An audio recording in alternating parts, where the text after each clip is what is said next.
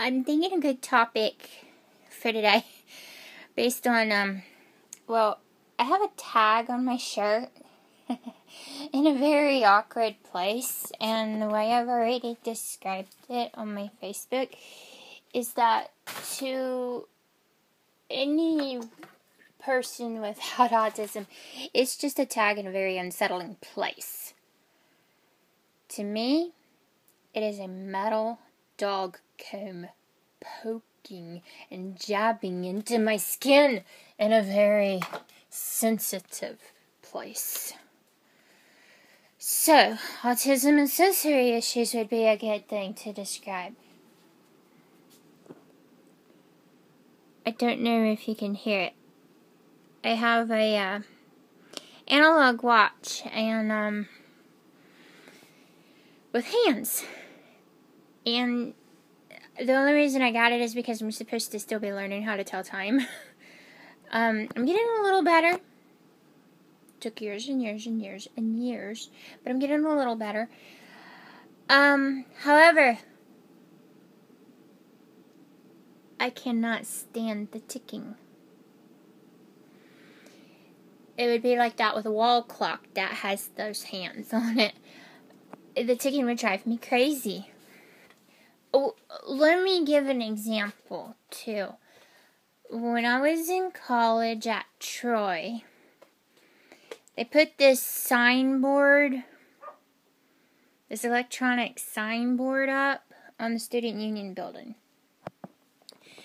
And never really paid attention to it much, except when I was taking exams in the disability office. And the room they usually stuck me in was on the other side of that sign. Every time the letters would change, you could hear them rolling. Yeah.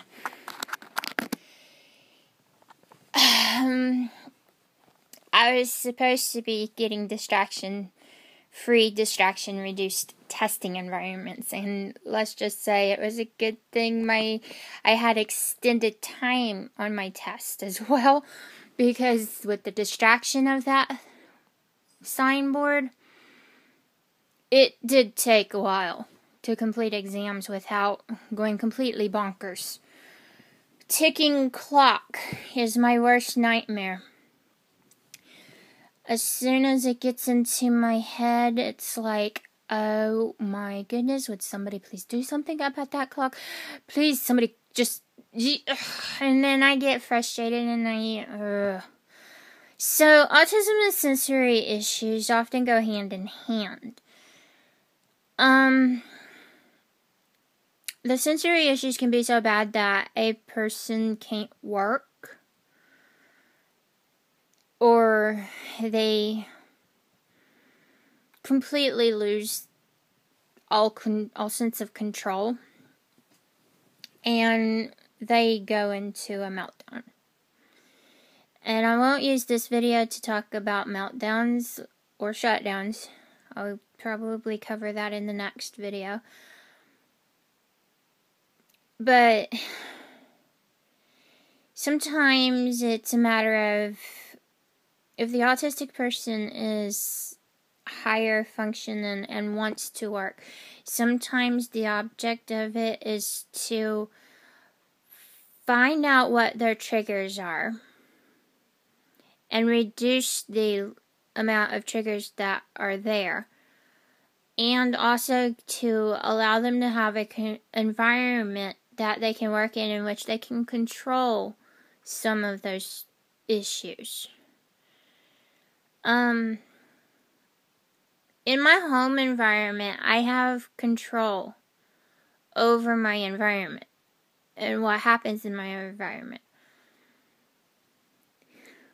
But when I go out, I don't have that control. And that's why it's so much harder and so much more difficult for me with the external stimulus that I have no control over.